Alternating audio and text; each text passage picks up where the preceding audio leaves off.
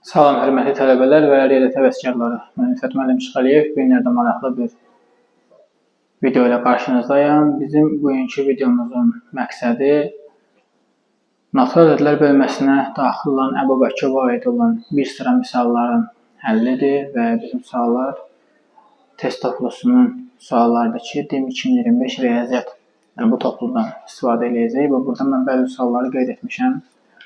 O hansı suallar ki, mənim öz tələbələrim də o sualları səhv yazıblar və digər yoldaşlarımız da əsasında suallarda zəiflikləri var. Bu tip sualları izah edəcəm. Çalışdım ki, video çox uzun olmasın ki, siz də baxmaqdan yorulmayasınız və siz üçün də faydalı olsun.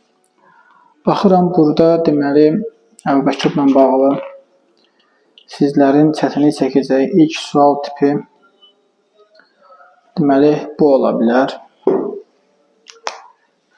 Sual belə bildirilir ki, Əbob, mən Əbob, Əkobu uzun yazmağı yoxlayacaq, qısa yazmağın tərəfdarıyam. Əb yazacağım, Əb yəni Əbob, Əkdə Əkob işarə edir. Əbob 8n kvadrat plus 6n plus 6n, bu bir ədəd olsun. İkinci ədəddə 8n kvadrat plus 10n. Deyir, bu bərabərdir 20-yə. Belə olduğu halda mənə deyir ki, Əkob n kvadrat plus n kvadrat plus n və n kvadrat plus 3n bu ədədlərin bir əkobunu tap. Uşaqlar, biz bunu həll edədiyimiz zaman nəyə fikir verməliyik? Mən daha çox bunun tərəfdarıyam ki, həmin bu ədədləri gəlin sadələşdirək. Necə? Gəlin 8n kvadrat plus 6n-i vuruqlara ayırsan, hər birində 2n var. 2n-i mötərizə xaricinə çıxarsan, onda ədəd olur 2n vur 4n plus 3 şəklində. Digər tərəfdən 8n kvadrat plus 10n-i də vuruqlara ayırsan, bunda da 2n-i mötərizə xaricinə çıxarsan, burada qalacaq 4n plus 5 şəklində. İndi mənə deyir ki, Əbobu. Bu iki ədəddə Əbob nədir? Hər ikisində olan. Hər ikisində olan hissə nədir? 2n hissəsi. Yanında belə çıxır ki, bu Əbob 2n-dir. Və 2n Əbob nədir? 20-yə bərabərdir. Deməli, yanında n məndə nəyə bərabərdir? Buradan qalıram ki, n 10-a bərabərdir. Və aslında bunu tapdıq. Bəzən, belə deyim, şagirdlərin bir çoxu n-i 10 tapandan sonra gəlirlər, burada 10-u qoyurlar yerinə. Başlar həll eləmək. Uşaqlar, bu doğrudur, səhv deyil. Amma tam əlverişli deyil. Əlverişli yol nədir? Əlverişli yol budur ki, bu ədədi vuruqlara ayıraq. Yəni necə? N kvadrat plus n-dirsə, burada n-i yazdım, n çıxdı mötərizə xaricinə, qaldı n plus 1. Digərində n kvadrat plus 3n-dirsə, burada da n-i çıxartdım mötərizə xaricinə, burada qaldı n plus 3. İndi, mənə bunun əkobunu tap. Bunun əkobu nədir? Bunun əkobu odur ki, birinin bütün vuruqları, yəni n vur, n plus 1 gəldi bura. Digərinin burada olmayan, yəni bunun hamısını götürdük, burada n var, yazmıram, n plus 3 yoxdur. Yazıram n plus 3. Artıq bu ifadədə n-in qiymətini yerinə qoyaq. N 10 idisə, onda nə olur? Onda bu olur 10 vurulsun. N plus 1 olur nə? 11 vurulsun. N plus 3 olur nə? 13. 11 13-ə vuranda bizə verir nə? Bizə verir 143. Bunu da 10-a verəndə verir nə? 1430. Deməli, bu sualın cavabı nədir? 1430. Yəni, uşaqlar, suala bu tipdə yanaşmaq daha məqsədə uyğundur. Siz də çalışın, belə yanaşın. Bu sualı silək. Növbəti bir sualı izah edeyim sizlərə.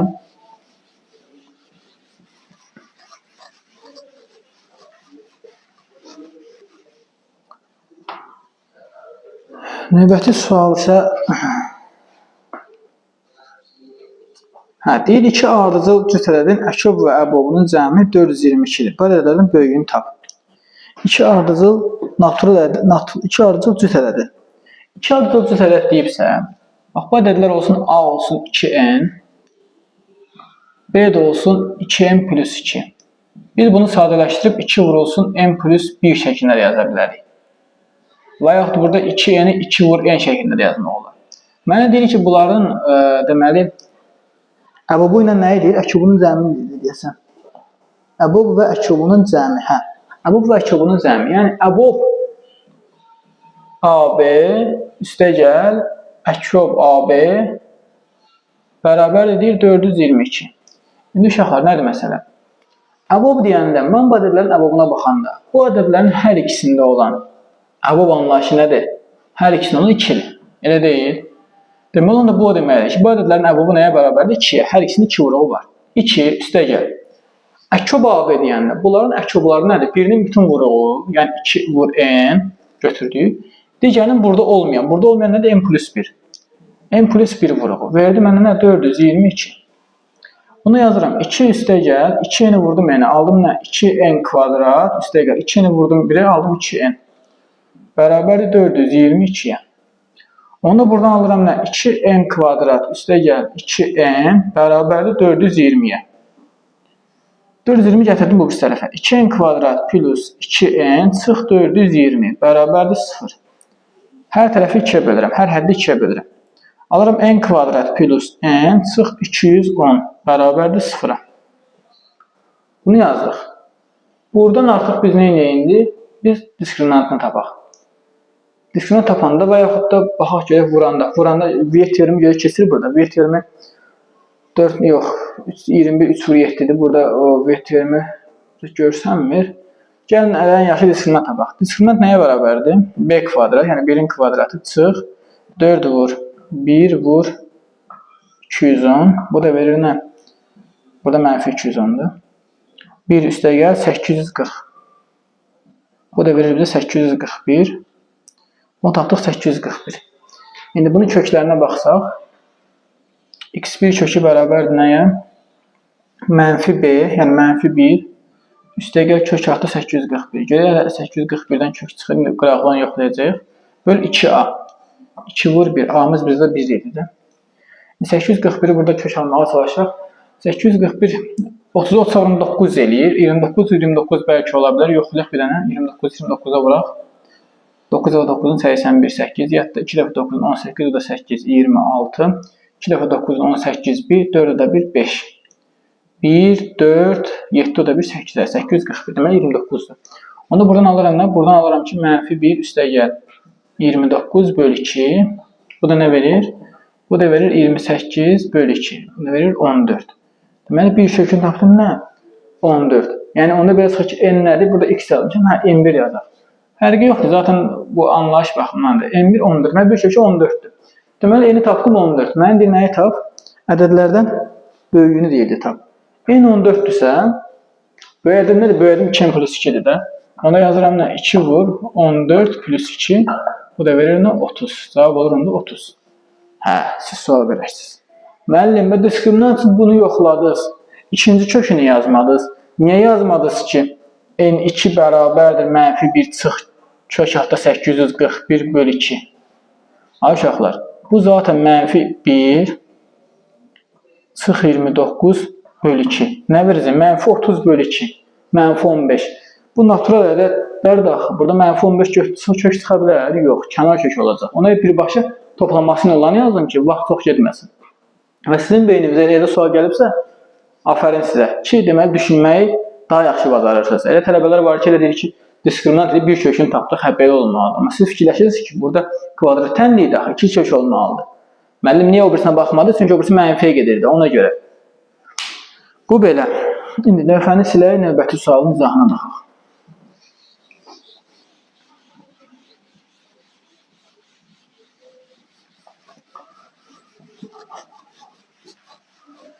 Uşaqlar, onu qeyd edeyim ki, dərslər barəsində daha ətraflı məlumat almaq istəsəz, səhifədə əlaqə nömrəsi var, oradan məlumat ala bilərsiniz.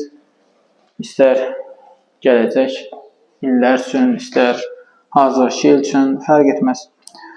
Baxın, növbəti suala. Sadə vuruqlarının sayını tap deyir. Deyir 51'in kvadratı, üstə gəl 34'ün kvadratı. Deyir bunun sadə vuruqlarının sayını tap. Uşaqlar, bəzən dəyərli yoldaşlar götürür neyini? 51'in kvadratını tapır, 34'ün kvadratını tapır, toplayır, sonra aldığı cəmi başlı sadə vuruqlara ayırmağa. Elə eləməyin siz. Necə eləyin? 51 nədir? 51 17 vur 3'dür. 34 isə 17 vur 2'dir. Bunu sadələşdirsəz yazarsınız 17'nin kvadratı vur 3'ün kvadratı. Üstə gəl. 17'nin kvadratı vur 2'nin kvadratı. 17 hər ikisində var kvadrat olaraq. Yazırsınız onda 17-nin kvadratı çıxır mütərizə xaricinə qalır nə? 3-ün kvadratı üstə gəlir nə? 2-nin kvadratı. Buradan nə alınır? Buradan da alınır 17-nin kvadratı vur 9 plus 4.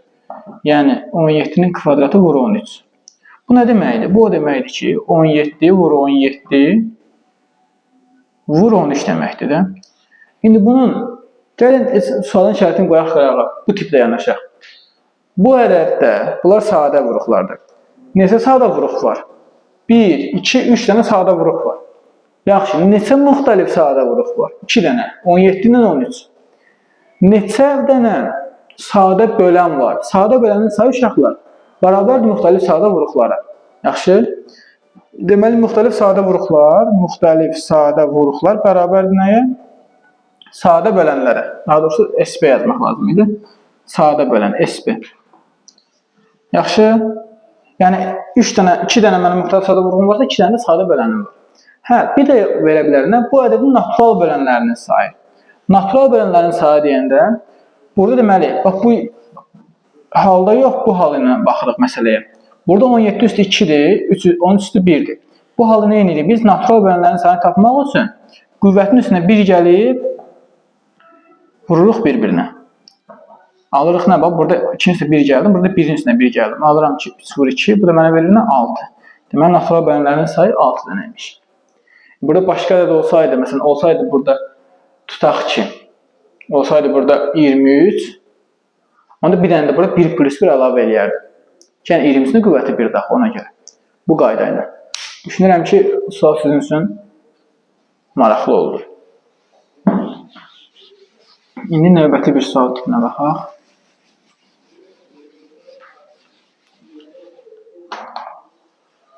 Növbəti sual tipimiz, burada mən hansı sualın üstünə nöqtə qoymuşam, baxım. Hə. Deyir, A və B arızın natural ədədlərdir. Deyir, A və B arızın natural ədədlərdir. 2 əkop AB 2 əkop AB çıx 5 əbob çıx 5 əbob AB bərabər 79 olarsa deyir, AB-ni hasilindir tap. Hə, AB hasilindir tap. Uşaqlar, bunu tapmaq üçün nədir məsələ? Mənə deyir ki, A və B ardıcıl natural ədədlərdir. A və B ardıcıl natural ədədlərdirsə, deməli A ədədi N-dir, B ədədi də N plus 1 şəklindədir. Biz də bilirik ki, ardıcıl natural ədədlər qarşılıqlı sadə ədədlərdir. Qarşılıqlı sadə ədədlərin əkobları bunların hasilinə, əbobları isə nəyə bərabərdir? Vahidə bərabərdir. Yəni nə? Yəni onda mən yazsam ki, 2 vurulsun, əkob bulan hasilidirsə, yazılmadan 2 vurulsun AB, çıx 5 vurulsun əbob AB, əboblar nə idi? 1. 5 vurulsun 1, bərabərdir 79. Alıram ki, 2 dənə AB bərabərdir 79 plus 5. 2 dənə AB bərabərdir 84, onda AB bərabərdir nəyə? 42. Deməli, bu ədədlərin hasili nəyə bərabərmiş? Hasili bərabərmiş 42. Yaxşı mı? Qəşəng sualdır bu da.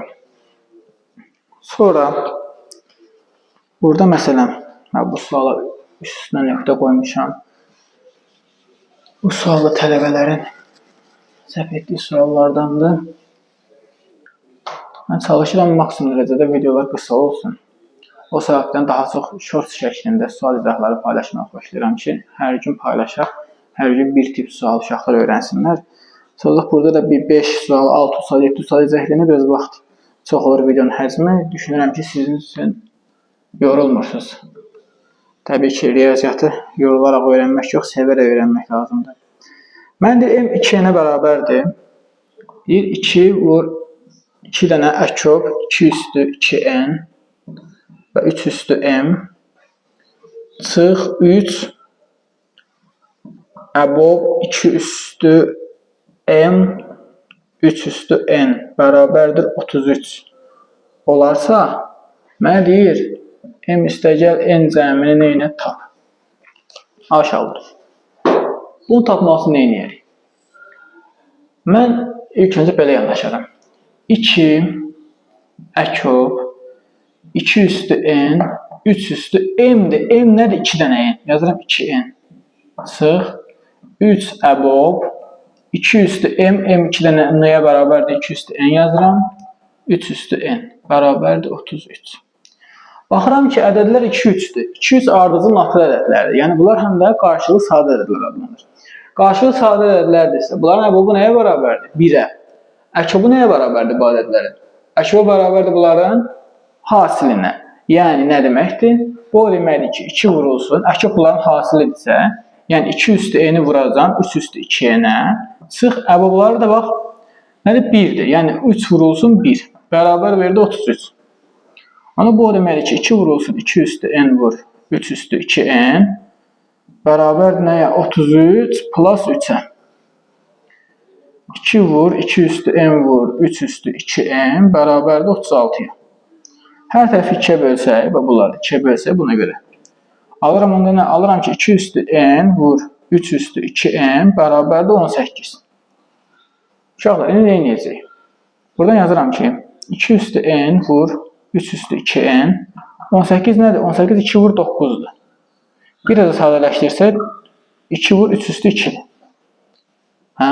Burada nə görə bilirəm? Mən əgər n-ə 1 desəm, görəm ki, o şərt ödəyir də. n 1 olsa 1, 2 üstü 1, n 1 olsa 2 dənə 1-in 2, bu da 2. Deməli, n 1-dir. n 1 desə, məndə m nəyə bərabərdir? 2 dənə n-ə, yəni 2 dənə 1. Bu da verir 2.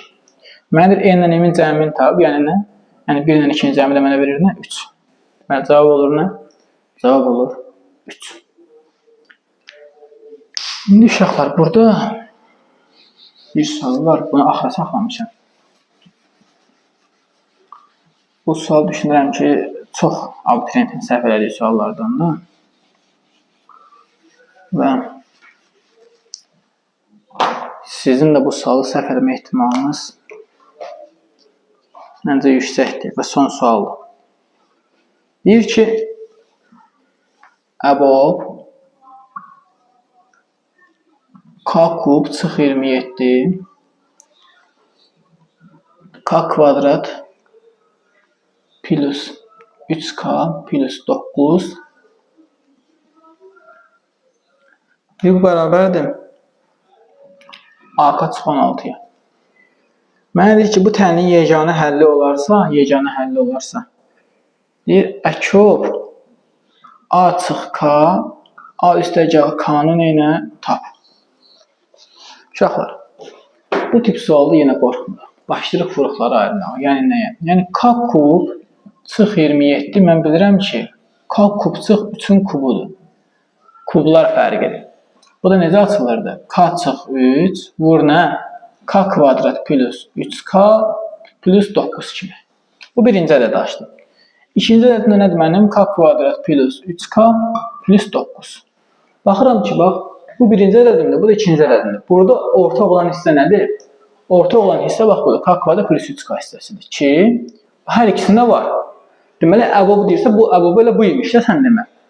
İndi ona yazıram, əbob bu hissəyə bərabərdirsə, yazıram ki, K kvadrat plus 3K plus 9 bərabərdir. Əbobu bax budur. O əbobu da həm deyir ki, AK çıx 16-ya bərabərdir. Onu bu da bərabərdir nəyə? AK çıx 16-ya. Ona sadələşdirmə aparıram. Yazıram K kvadrat üstəgəl 3K plus 9 çıx AK üstəgəl 16 bərabərdir 0. Bax, buradan bu hissələr ikinci vuruqlardır. Yəni ki, AX kvadrat plus BX plus D şəklində olanda bu BX-lərdir.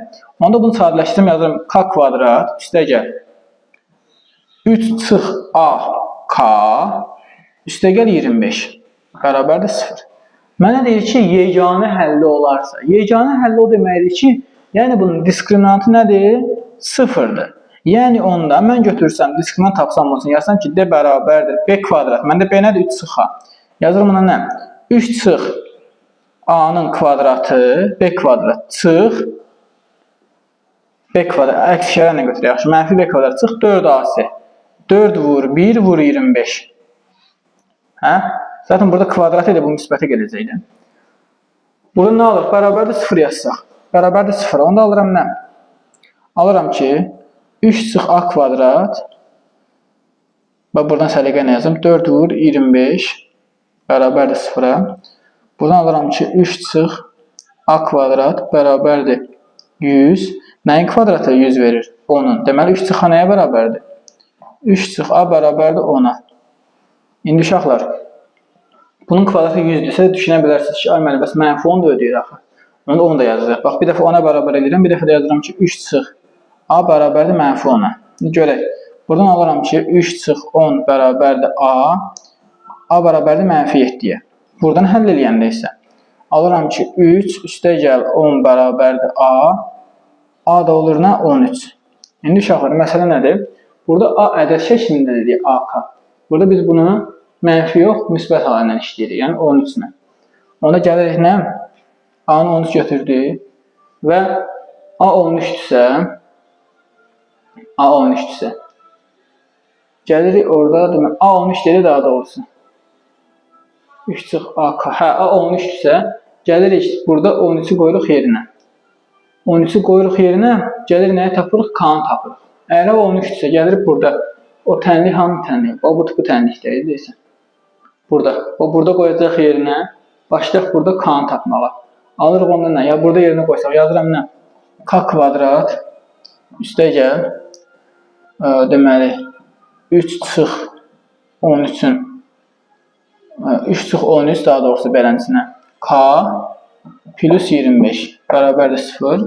Bu da verir mənə K kvadrat çıx 10K plus 25 bərabərdir 0. Bu da müxtəsər vurma düsturudur. K çıx 5'in kvadratıdır. Buradan nə götürürəm? Buradan alıram ki, nədir? K çıx 5 bərabərdir 0. Alıram ki, K bərabərdir nəyə? 5'ə. K-nı tapdım 5. K-nı tapdım 5. A-nı tapdım 13. K-nı tapdım 5. Nədir məsələ? Geri bunu həll eləməyə. Onda buradan nə alırıq? Uşaqlar bildirəm, biraz uzun oldu. Sizə də sıxıntılı gəldi. İndi K 5'dir, A da 13'dir. Burada yerinə qoyanda A çıx K nə olacaq? 13 çıx 5 birində mənə verəcək 8. A plus K da mənə verəcək 13 plus 5 18. Deməli 8 18-in əşyabını tapıram. Burada da ayırsaq 8 2 vur 3'dür. 18 də 2 vur 3'ün kvadratıdır. Buradan əşyabını olar 1'in bütün vuruqları, yəni 2 üstü 3'ü götürərəm. Burada olmayan da 3'ün üstü 2'dir. Yəni 8 vur 9 olacaq 72. Onda belə çıxır ki, onun cavabı olacaq nə? 72. Uşaqlar, bir daha video xoşunuza gəldisə bəyənməyi unutmayın. Kanala abunə olun, dəstək olun. Olmaqsız da sağ olun, fərq etməz. Əsas odur ki, bu tip sualı öyrəndiniz və bundan əvvəlki sual tipləri də sizin üçün aydın oldu. Və artıq bunları öyrənməklə həm imtahanda qarşılaşacağınız sualda görsəniz daha rahat həll edərsiniz. Bu sizin üçün də faydalı olur. Hələlik özünüzə müğayət olun. Növbəti mövzularda inşallah növbəti izahımız gələcək adi olmuş kəsrlər barəsində. Növbəti dərslərdə görüşərik. Hələlik.